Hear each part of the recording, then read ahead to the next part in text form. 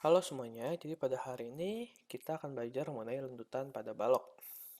Oke, jadi untuk sebelumnya, seperti yang sudah kita ketahui, misalkan ada dua peletakan, satu sendi dan satu roll, kemudian diberikan beban sebesar P.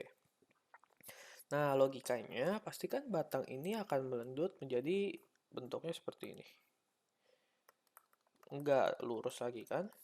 Nah, ketika dia melendut, dia akan muncul nih perpindahan lendutan sebesar Y di sini. Nah, kemudian ada juga yang namanya putaran sudut. Dia membentuk sudut dari lendutannya antara yang awalnya garis lurus, baloknya lurus, jadi melendut ada putaran sudut untuk di kedua peletakannya. Nah, ini yang akan kita cari pada pelajaran kali ini, yaitu nilai theta dan nilai y-nya. Nah, untuk menentukan nilai theta dan y, ada beberapa metode yang dapat kita gunakan.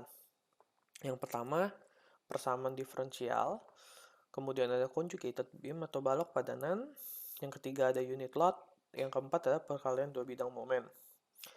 Nah, kita mulai dulu dari yang pertama, yaitu persamaan diferensial.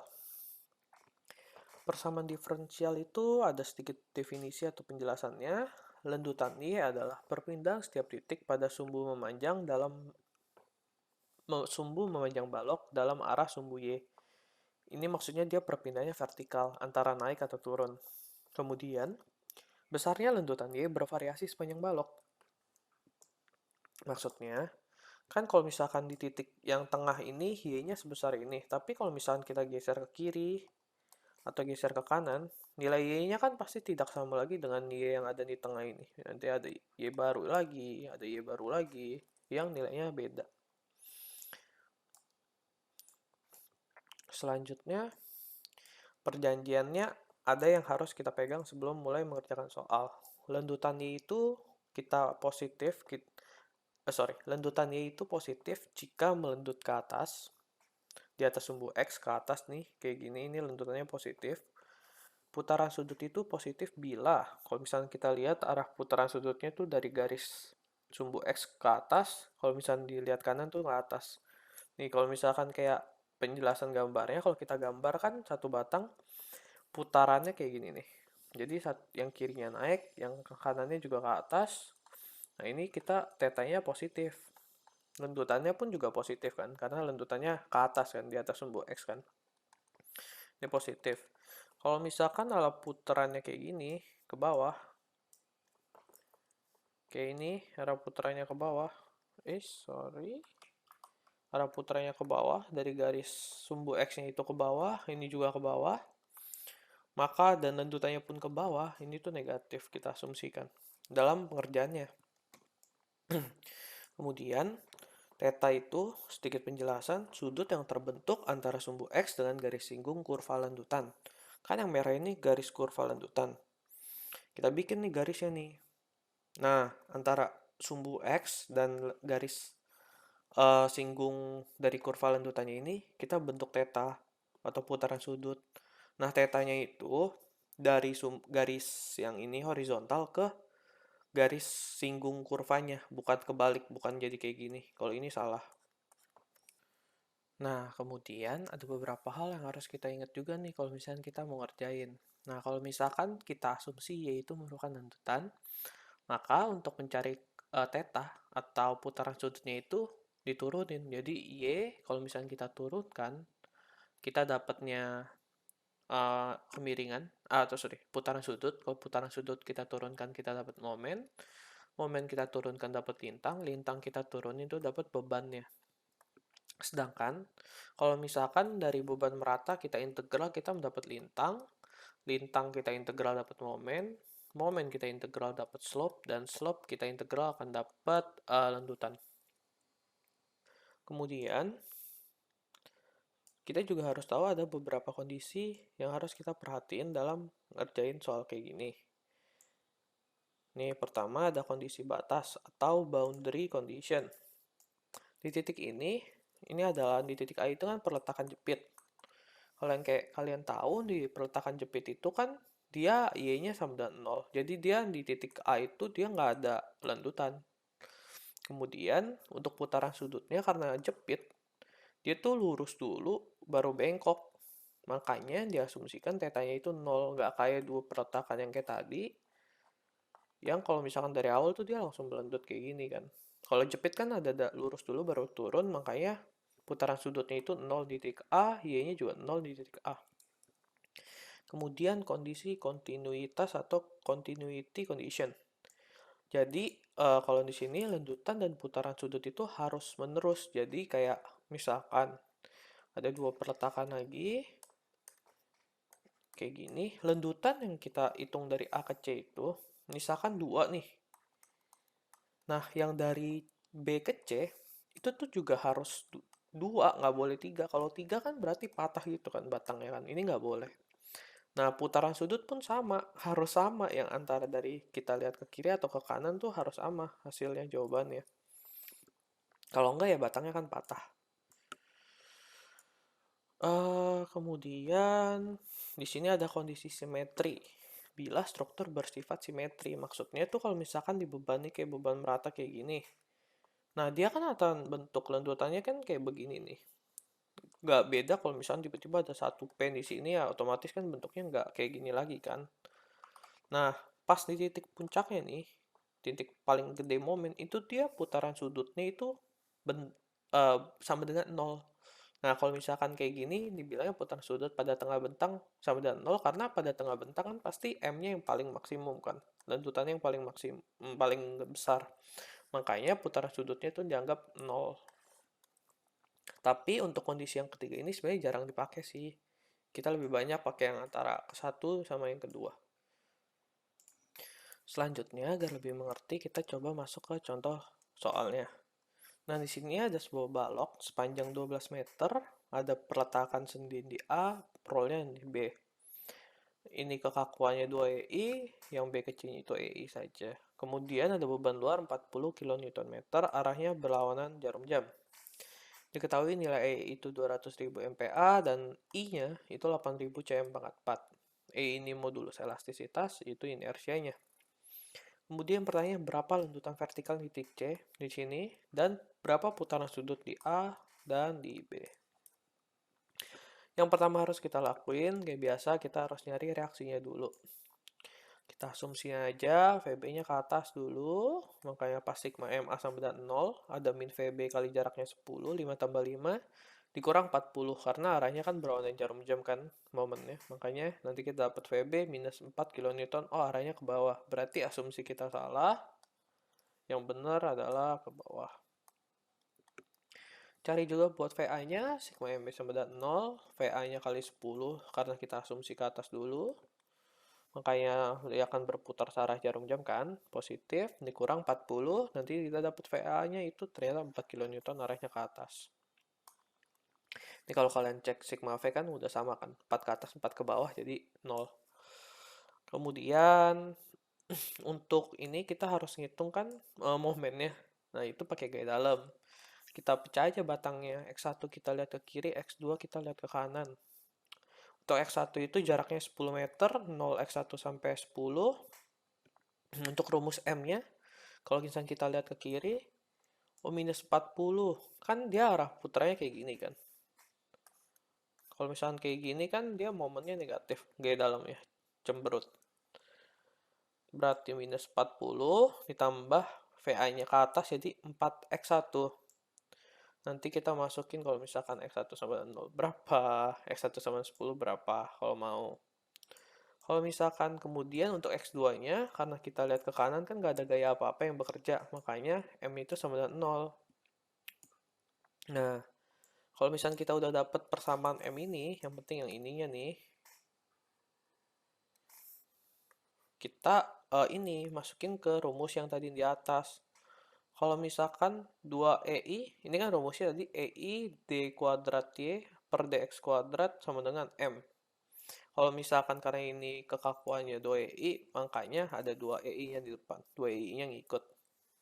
Nah, M-nya kita substitusi dari sini. Untuk 2-nya nanti dipindah ruas. Dipindah ruas kan nanti jadi dibagikan 2-nya. Min 40 bagi 2, min 20, 4X1 dibagi 2 jadi 2X1. Nah, nanti kita dapat nih kalau misalkan DM-nya itu nanti jadinya nilainya sebesar ini, min 20 plus 2x1. Nah, ini kan momen. Yang kita mau nyari lendutan sama putaran sudut. Nah, kalau misalnya tadi yang kalian ingat di atas itu, untuk dapet theta atau daya proteksi ini kan theta nih. Nah, itu caranya di integral. Jadi min 20 plus 2x1 ini kalau kita integral kan jadi min 20x, 2x1 itu jadi x kuadrat, ditambah ada variabel c kan, karena kita nggak tahu batasannya. Ini kita tulis c1, kita bikin ini jadi persamaan 1.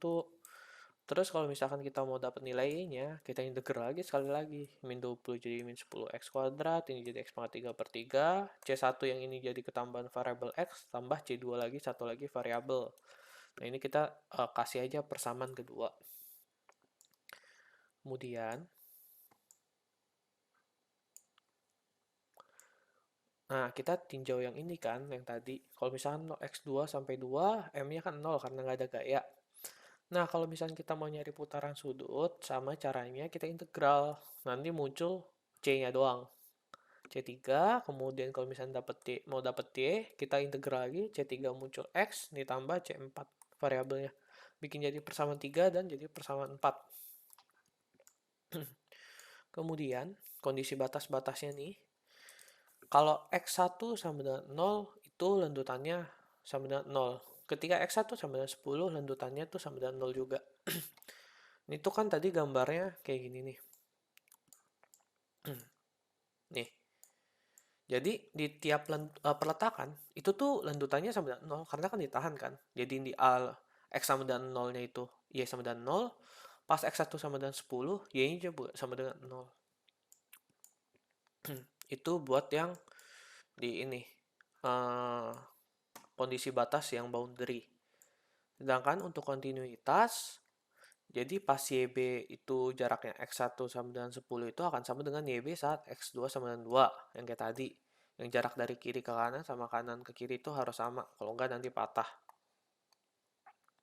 Kemudian theta B, putaran sudutnya tuh yang pas X1 sama dengan 10, sama yang theta 2 ke arah ke kiri, yang dari sini ke sini sama sini ke sini itu harus sama. Bedanya di tanda doang, satu positif satu negatif, karena kan pasti mereka akan berlawanan biar sama dengan 0, biar nggak patah lagi.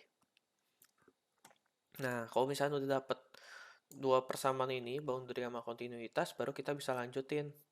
Misalkan kita kontinuitas tuh mulai dari yang theta B dulu nih, dari theta atau perputaran sudut dulu. Nanti pas X1 sama 10 kita tulis ulang. Nah, ini kita hitung nih. X1 kuadrat min 20X plus C1 sama dengan min C3.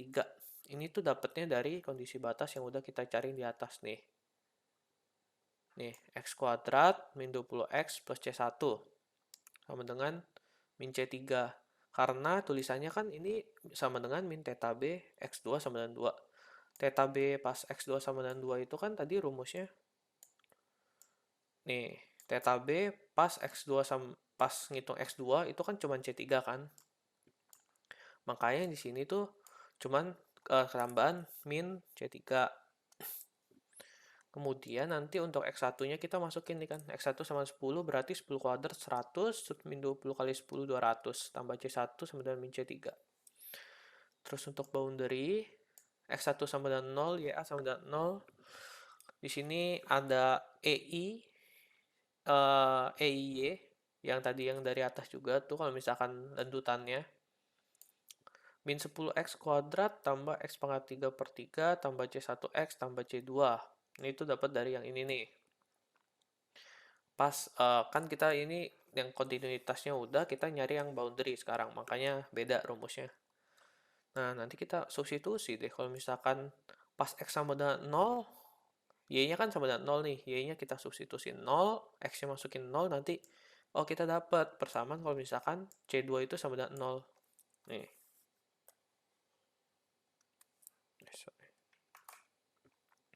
Nah, udah dapat C2, kita kita nggak bisa dapat apa-apa lagi nih dari sini.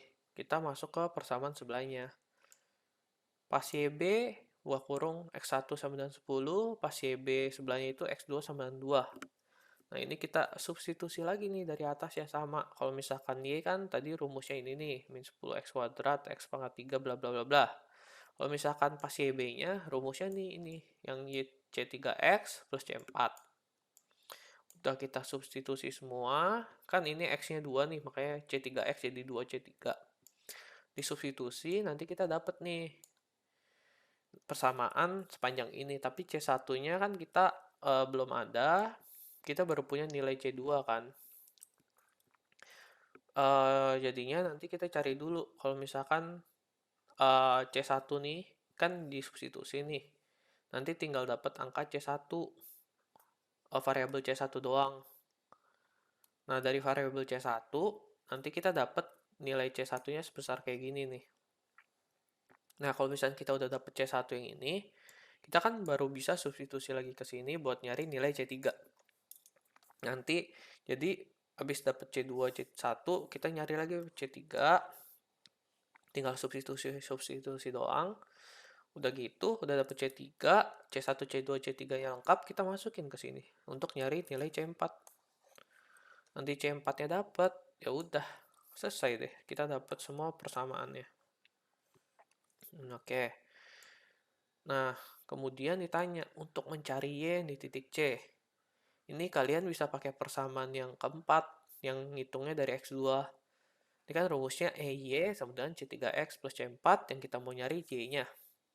Berarti E-nya 2 kali 10 pangkat 8, itu yang tadi dari MPa ini, tapi kita ubah satu ini satuannya, kilonewton per meter kuadrat sama meter pangkat 4. Ini yang Y-nya kita ubah juga, nanti kita mau nyari YC. C3-nya udah dapet 100 per 3, pas X-nya itu kan sama dengan 0, karena di titik Y kan X2-nya tadi dari sini ke sini kan. Makanya nanti untuk X-nya itu sama dengan 0. Kemudian untuk C4-nya min 200 per 3 udah ada, kita substitusi, nanti kita dapat minus. Kalau misalkan tadi kan anggapannya lanjutan positif, arahnya ke atas. Kalau minus ya berarti arah lanjutannya ke bawah. Udah, nanti kita dapat untuk nilai lanjutan di titik C-nya. Kemudian ditanya putaran sudut di A. Rumusnya sama, kalau udah dapet itu EI DY per DX sama dengan 0, 0 plus 200 per 3. 0 itu pasti dapatnya dari sini. Nih, pas putaran sudut, kan kita ada rumus ini nih, min 20x plus x kuadrat tambah C1. Nah, untuk nilai C1-nya kan ini 200 per 3 nih.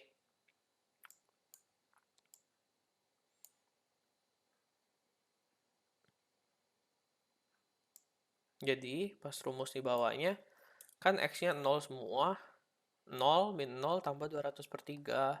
Nanti E sama I yang disubstitusi juga, dapat rumus tetanya nih. Kalau misalkan ini kan positif, berarti arahnya tuh yang tadi. Set, set counterclockwise berlawanan jarum jam positif. Terus kalau misalkan EI sama dengan EI DY per DX buat theta B, kita kan pakai tadi yang sama dengan C3 doang tuh. C3-nya masukin, nanti EI-nya kita substitusi, nanti kita dapat nih, oh positif juga. Tapi kan kalau di sisi kanan, jadinya kayak gini kan. Searah jarum jam, clockwise, dia positif berarti arahnya kayak gini. Udah, nanti kita dapat putaran sudut di A dan putaran sudut di B.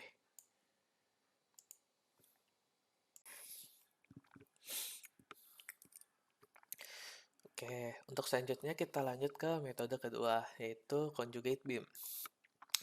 Penjelasannya, pada metode ini ada dua teorema yang mendasari, yaitu putaran sudut di suatu titik pada balok asli itu dianggap lintang di titik tersebut pada balok padanan. Lendutan di suatu titik pada balok asli itu sama dengan momen di titik tersebut pada balok padanan. Jadi kalau lendutan itu refernya ke momen, kalau putaran sudut itu refernya ke lintang. Oke. Balok padanan itu apa sih?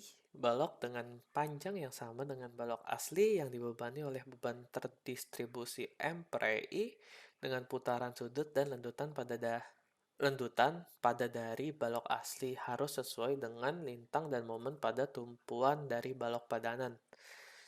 Oke. Jadi Sabar, ini kita baca dulu nih. Ada teorinya, ada prosedur. Pertama, kita harus gambar balok padanan dari balok aslinya, bebani balok padanan dengan beban terdistribusi M per EI. Bila bidang momen pada balok asli positif, maka beban M per EI-nya mengarah ke atas. Berarti kalau negatif ke bawah. Dengan persamaan keseimbangan, tentukan reaksi pada balok padanan. Hitung gaya lintang dan momen pada balok padanan di titik yang dicari, putaran sudut sama lendutannya. Bila lintangnya positif, maka putaran sudutnya berlawanan jarum jam. Bila momennya positif, maka lendutannya ke atas. Ini juga harus dihafal nih, lendutannya ke atas pas positif. Sama putaran sudutnya berlawanan jarum jam, dia juga positif. Lintangnya positif, putaran sudutnya kan berlawanan jarum jam. Kalau misalnya momennya positif, lendutannya ke atas. Nah, itu. Nah, pokoknya nih, kalau misalkan di balok asli, kan di balok asli itu nggak ada putaran sudut. Ada putaran sudutnya. Kalau misalkan di sendi kayak gini, ada, tapi deltanya, ini tuh Y sama dengan delta, itu sama dengan 0. Nah, di balok padanannya itu, jadinya yang sendi juga bentuknya nggak berubah. Jadi ada lintangnya, tapi untuk momennya itu sama dengan 0. Intinya gitu. Theta itu putaran sudut, V itu lintang. Nah, pokoknya sebenarnya kayak baloknya diganti gitu loh peletakannya. Kalau misalkan ini roll itu tetap jadi roll. Kalau jepit theta sama dengan 0, Y sama dengan 0 itu diganti sama yang cantilever. Jadi nggak dipegang apa-apa. Karena emang vertikal lintangnya 0, momennya juga 0 gitu. Kalau misalkan di tengah bentang ada sendi, nanti dia jadi sendi internal. Kalau ada roll juga, dia juga jadi sendi internal. Kalau misalnya dari sendi internal, kita ubah jadi ke sendi. Nah, ini untuk gambaran yang lebih besarnya nih. Kalau misalkan ini kan sendi roll, oh sama nih, sendi roll, ujung-ujungnya nggak berubah. Kalau misalkan cantilever di kiri, cantilevernya jadi ke kanan, karena ini jadi bebas, yang ini jadi jepit. Kemudian, ini kalau misalkan rollnya di tengah, ini jadi sendi, ini jadi cantilever. Kemudian kalau kayak gini, yang jepitnya jadi bebas, yang sendi internalnya kita anggap jadi roll, jadi sendi, yang roll tetap roll, gitu. Pokoknya yang diubah lah ininya dari balok asli. Ini kalian harus hafal aja, ini tabel yang emang dipakai terus gitu. Biar nggak banyak bingung, langsung aja ke contohnya. Contoh yang sama, A ke B ke C, E-nya tadi sama juga. Ditanyanya pertanyaannya sama. Yang tadi udah bilang kan, dicari reaksinya dulu pada balok aslinya. Buat gambar gaya dalamnya kan, momennya kan. Kita cari yang udah nih sama caranya dapat 44. Nah, kita gambar gaya dalam yang di balok aslinya. Kalau misalkan 0x sampai 10, M-nya berarti kita lihat ke kiri, min 40 plus 4x. Nanti kita dapat nih MA-nya minus 40, MB-nya 0. Kita gambar. Nah, ini kan momennya negatif. Kita ingat dulu nih negatifnya dulu. Nanti soalnya nyambungnya ke ini. Nih, kalau misalkan bila bidang momen pada balok asli positif, maka bebannya itu mengarah ke atas. Kalau negatif, ya berarti ke bawah. Perlawanan aja.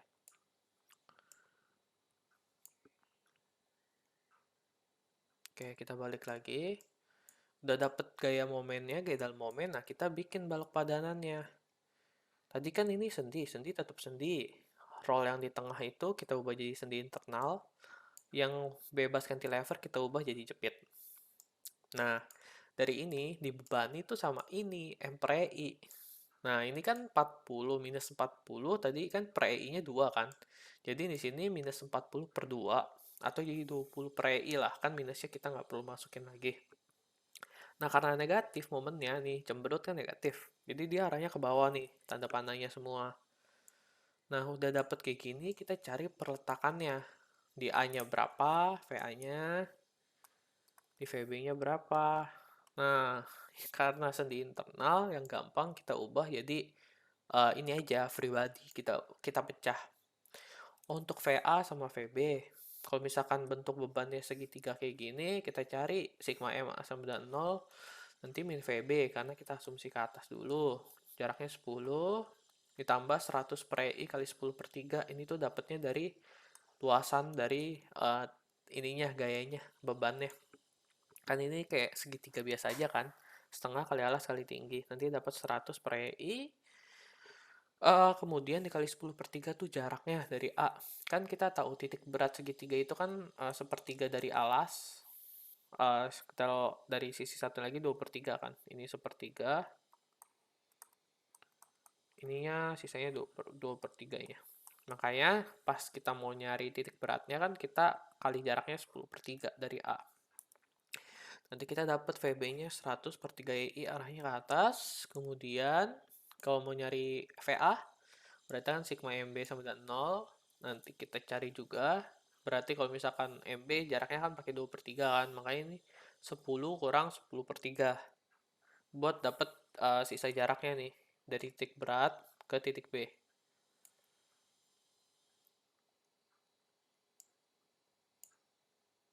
Oke, nih. Kan ini panjang 10, berarti kalau 10 dikurang 10 per 3, ya dapat sisanya kan. Buat jarak dari sini ke titik B.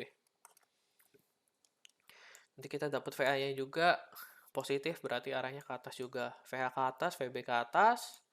Ya udah, kita ngitung ke balok induk. Kalau VB-nya ke atas, berarti kan aksi reaksi. Di balok induknya, yang ada cantilever, dia ke bawah 100 per 3. Kita cari VC-nya berapa. Pakai sigma MC bisa. Atau sigma V aja ini. Sigma V sama dengan 0. Kan berarti 100 per 3-nya minus. Ditambah VC kita asumsi ke atas. Nanti dapat 100 per 3 untuk VC-nya. Untuk nyari MC-nya kita pakai persamaan aja. Anggap misalkan M-nya itu dia berputar searah jarum jam dulu positif. Nanti kita masukin jaraknya minus. Ini kan 100 per 3. Karena dia berputar kayak gini kan berarti momennya negatif. Cemberut. Ya udah. Nanti kita karena berawalnya jarum jam, sorry. Nanti kita masukin min dikali jaraknya 2 meter kan. Nanti dapat M-nya berapa? M yang ini. Kemudian kalau misalnya ditanya mencari lantutan di titik C, ya udah kita cari. Misalkan momen itu kan tadi lantutan. Berarti kalau misalkan lantutan titik C, kita nyari momennya. Oh, 200 per 3 EI nih. Kita nilainya X2-nya aja, nggak usah lihat ke kiri kan ribet. Di X2 sampai 2, 0 sampai 2 ini, dimana 0-nya itu di titik ini kan berarti ini 0, ini 2. Nanti kita M-nya, kita lihat ke kanan, kan ini arahnya dia cemberut gitu kan. Momen negatif kan kayak gini. Makanya ini minus, ditambah 100 per 3 karena dia kan nanti bikin senyum arah putarannya ke atas. Nanti MC-nya kita dapat minus 200 per 3. Berarti nanti dapat disimpulin. Kalau momen sama dengan lanjutan, berarti di lanjutan titik C itu MC-nya ya min 200 ini per 3, EI-nya dimasukin nih angka-angkanya. Nanti kita dapat angka ini. Kan sama kan kayak yang sebelumnya tadi yang pakai metode persamaan diferensial. Kemudian kalau misalkan mau nyari putaran sudut, jadi kan putaran sudut itu sama dengan lintang.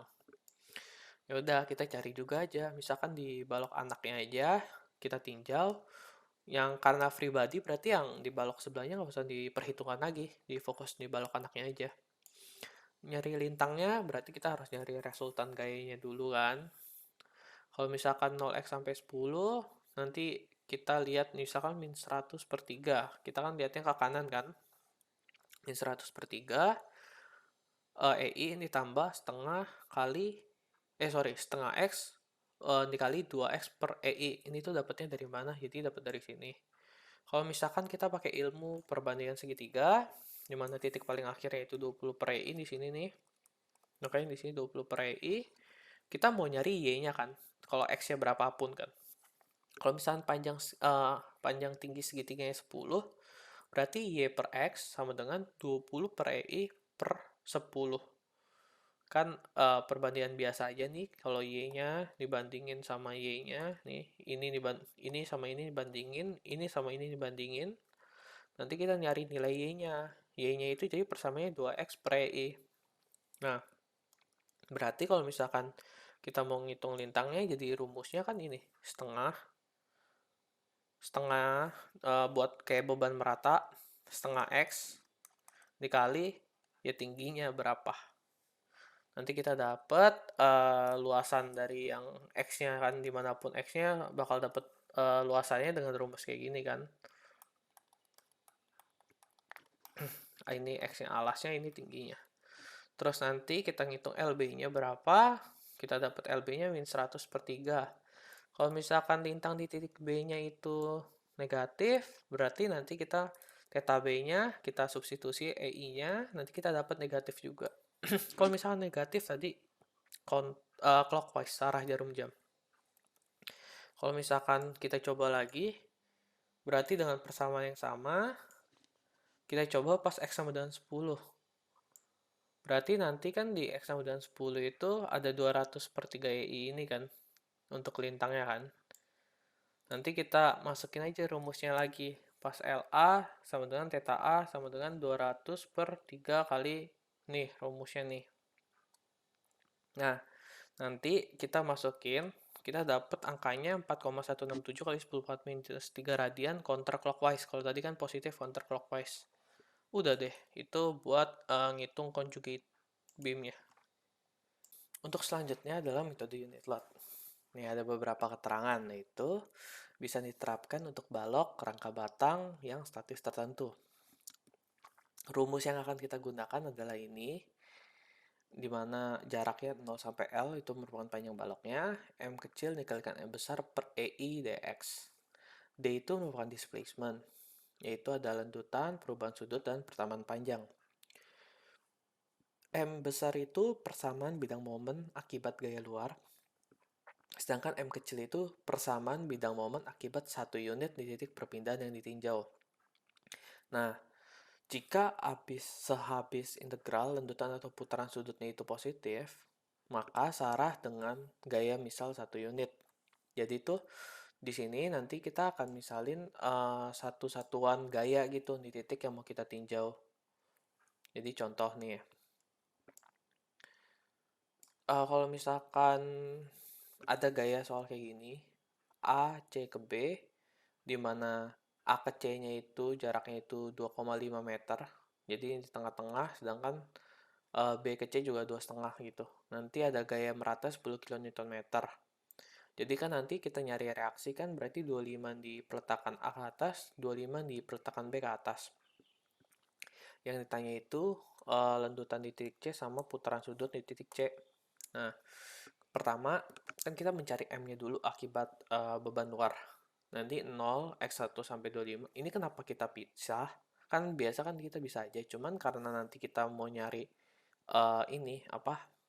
lendutan di titik C, berarti kan kita harus ngasih satu satuan kan gaya ke bawah kan. Nah, potongan M sama M gede sama M kecil ini tuh harus arah. Jadi karena kalau misalkan kita potongan yang kecil ini satu ke kiri, satu ke kanan, atau satu ke kiri, yang X1 ke kiri, X2 ke kiri, kan ada dua potongan. Kalau misalkan di sini kita gabung, kita cuma dapat satu potongan. Makanya di M yang M gede juga kita harus bikin dua potongan. Dua-duanya di sini kita coba lihat ke kiri dulu. Di sini untuk M yang sebelah kiri 25x1, 25 nih. Habis itu karena searah jarum jam, dia positif. Kemudian dikurang 10 per 2x1 kuadrat. Ini kan kayak kita ngitung ini aja.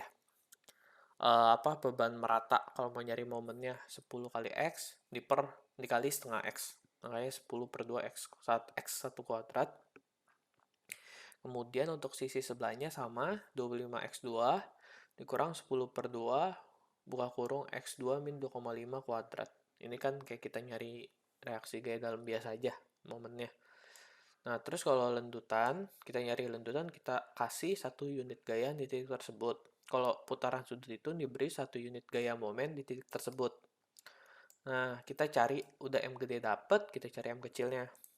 Dikasih satu gaya satu satuan, berarti kan ada reaksinya muncul di VA itu setengah, di VB juga setengah. Nah, kita cari kalau jaraknya 0x1 sampai 2,5, A sampai ke C. Berarti M kecilnya itu kan ada setengah dikali X1 kan. Ya udah nih dapat M kecilnya.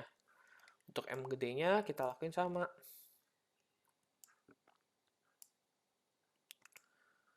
2,5 X2 sampai 5 M-nya berarti kan setengah X2 nih, setengah dikali jaraknya X2.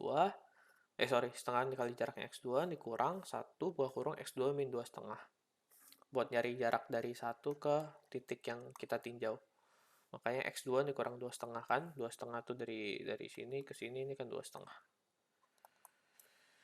Kemudian dapat M gede, dapat M kecil. Tinggal kita masukin aja ke rumusnya. Kalau misalkan untuk nyari YC, berarti M gede dikalikan dengan M kecil kan. Nah, tapi kalinya itu sesuai potongan. Kalau misalkan yang pas 0 sampai 2 setengah berarti M gedenya dikali M kecil yang ini kan. 25x1 min 5x1 kuadrat dikalinya setengah X. Diper sama rumusnya tuh tadi per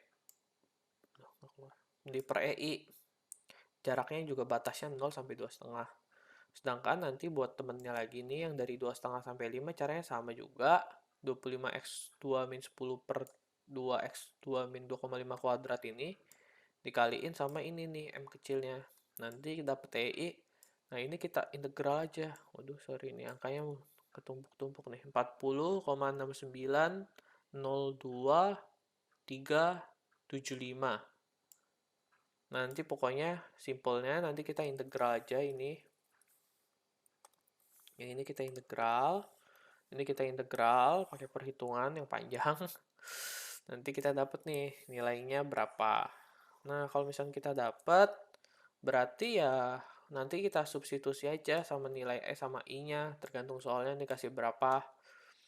Nanti kita dapat lentutannya di titik C. Kalau misalkan positif, berarti 1 unit yang kita misalin itu adalah arah lentutannya. Kalau misalkan kita 1 unitnya kan ke bawah nih, tadi nih contoh.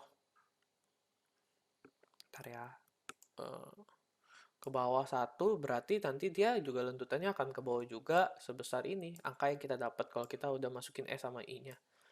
Kalau misalnya ditanya putaran sudut di A. Kalau ditanya putaran sudut di A, nanti dia caranya kita misalin momen satu-satuan. Untuk 0x sampai L-nya, kita dapat M kecilnya berapa. Untuk M besarnya kita nyari juga berapa. Nanti rumusnya sama persis, batasnya 0 sampai L, M kecil kali M gede, per I dx. Nanti kita substitusi aja nih.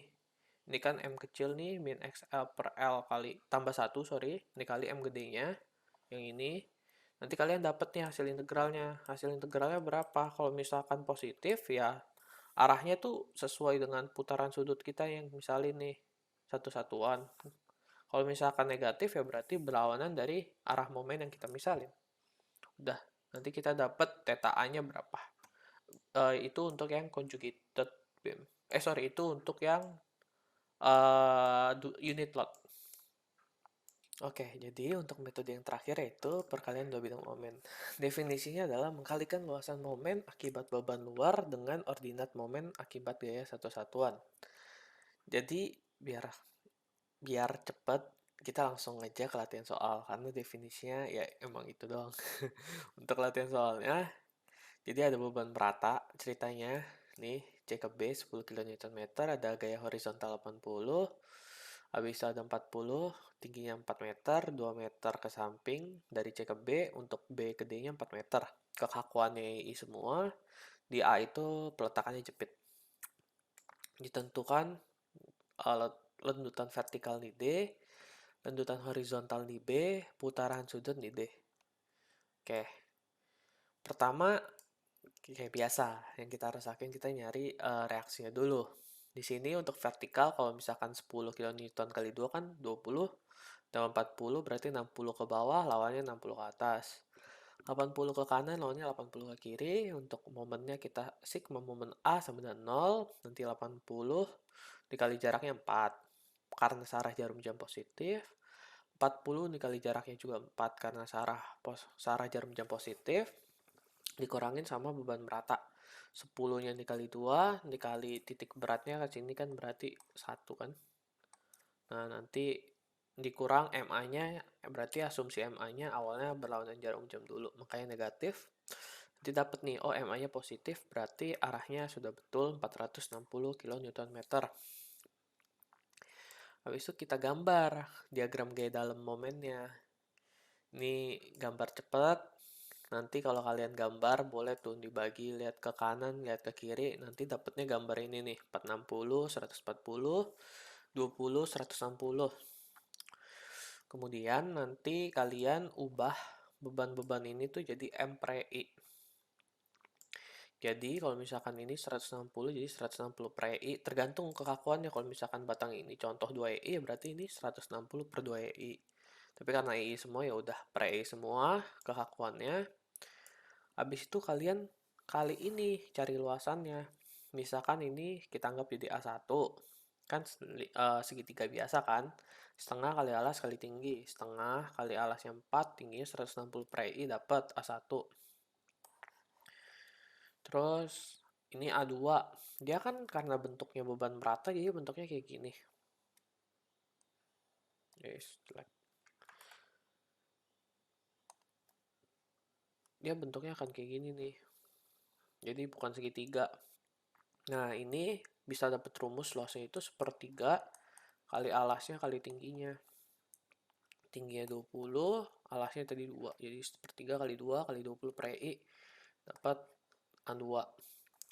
Nah, karena ini bentuknya trapesium, kita harus pecah aja biar bentuknya jadi kotak sama segitiga. Untuk yang persegi panjang kan tinggal alas kali tinggi atau lebar kali tinggi. Untuk A4 karena segitiga ya udah sisanya setengah. Ini 320 dapatnya dari 460 dikurang 140. Biar dapatnya luasan segitiganya aja. Dia dapat A4. Kemudian kalau udah dapat luasan-luasannya semua,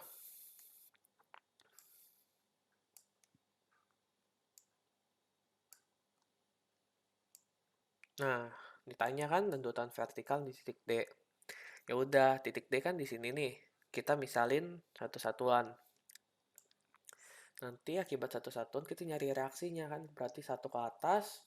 Habis itu kali ini momennya kan nanti dapat 4 juga kan. Ini kan jaraknya tadi dari sini ke sini 4. Jadi nanti 1 kali 4 arahnya berlawanan jarum jam. Nah, kita cari gambar gaya dalam momennya. Nah, kalau gambar gaya dalam momennya berarti muncul bentuk segitiga sama persegi panjang. Nah, untuk segitiga kita cari ordinatnya. Jadi gini, kan ini bentuknya segitiga nih.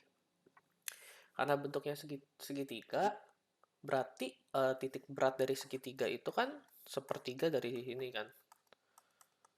Nah, sepertiga L.